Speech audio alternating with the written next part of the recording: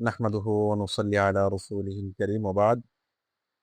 আজকের ক্লাসে আমরা আলোচনা করব আল ফিআলুল মুযারিউ সম্পর্কে। ইতিপূর্বে ক্লাসগুলোতে আমরা ফিআলে মাযি এর একবচন, দ্বিবচন এবং বহুবচনের আলোচনা শুনেছি এবং এই বিষয়গুলো আমরা জেনেছি।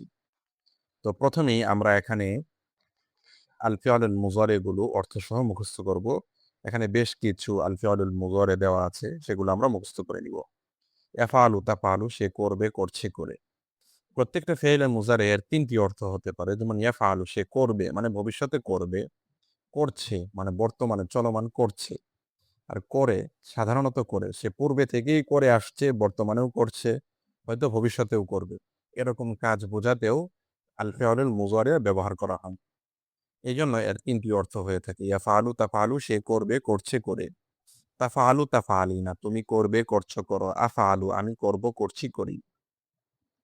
তারপর ইয়াফতাহু তাফতাহু, সে খুলবে, খুলছে, খুলে। তাফতাহু তাফতাহিনা, তুমি খুলবে, খুলছো, খুলো। আফতাহু, আমি খুলবো, খুলছি, খুলি। ইয়ানসুরু তানসুরু, সে সাহায্য করবে, করছে, করে।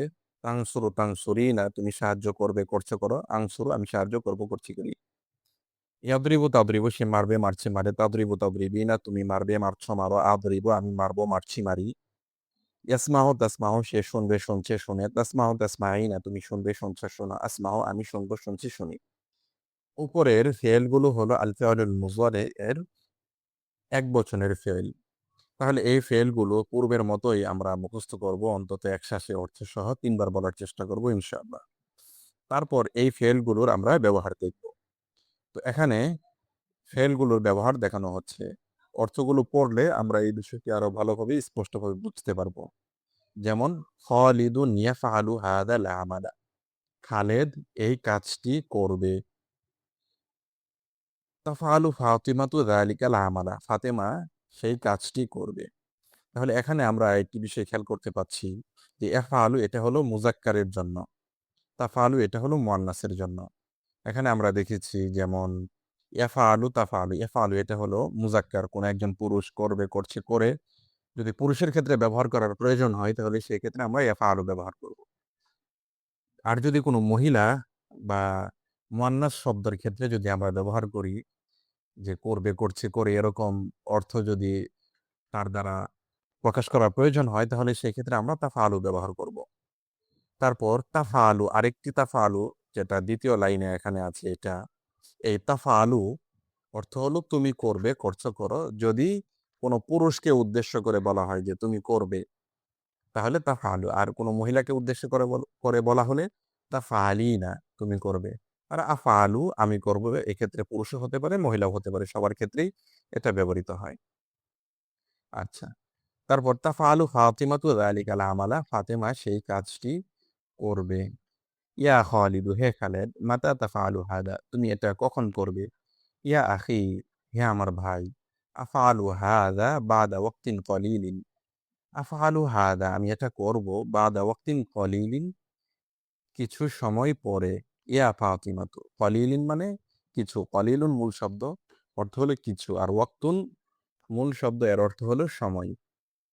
তাহলে বাদা ওয়াক্তিন কলিলিন, কিছু সময় পরে। ইয়া ফাতিমাতু, হে ফাতেমা। মাতা তাফআলিনা আমালাকি, কখন তুমি তোমার কাজ করবে। ইফতাহু খালিদুন হাদাল বাইতা সাবাহান, খালেদ এই বাড়িটি সকালে খুলবে, অথবা খালেদ এই ঘরটি সকালে খুলবে। তাফতাহু ফাতিমাতু যালিকাল বাবা মাসাআন, ফাতেমা সেই দরজাটি সন্ধ্যায় খুলবে। ইয়া উখতি, হে আমার বোন। মাতা তাফতাহিনা হাদাল বাবা, তুমি কখন এই দরজাটি খুলবে। আফতাহু হাদাল বাবা সবাহান, আমি সকালে এই দরজাটি খুলব। আইয়ুহাল কাফিরু, হে কাফের। লিমাদা লা তানসুরু হাদার রজুলা, কেন তুমি এই লোকটিকে সাহায্য করছো না।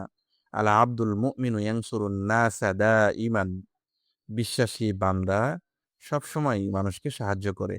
আনা আনসুরু আবি ফি বাইতি, আমি বাড়িতে আমার পিতাকে সাহায্য করি। আইয়ুহাল কাফিরু, হে কাফের। লিমাদা তাদরিবু যালিকাল ওয়ালাদা, কেন তুমি সেই ছেলেটিকে মারছ।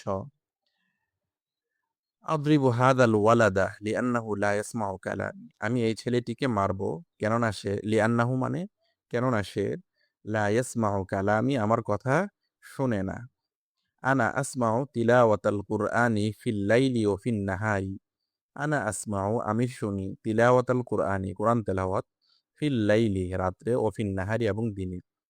তাহলে পুরাটা মিলে অর্থ হলো আমি রাতে এবং দিনে কোরআন তেলাওয়াত শুনি। ইয়া ফাতিমাতু হে ফাতেমা লিমাযা লা তাসমাঈনা কালামাল উম্মি লিমাযা কেন লা তাসমাঈনা তুমি শোনো না কালামাল উম্মি মায়ের কথা কেন তুমি মায়ের কথা শোনো না? আনা আসমাউ কালামাল উম্মি দাইমান আমি শুনি মায়ের কথা সবসময়। তাহলে পুরাটা মিলে অর্থ হলো আমি সবসময় মায়ের কথা শুনি।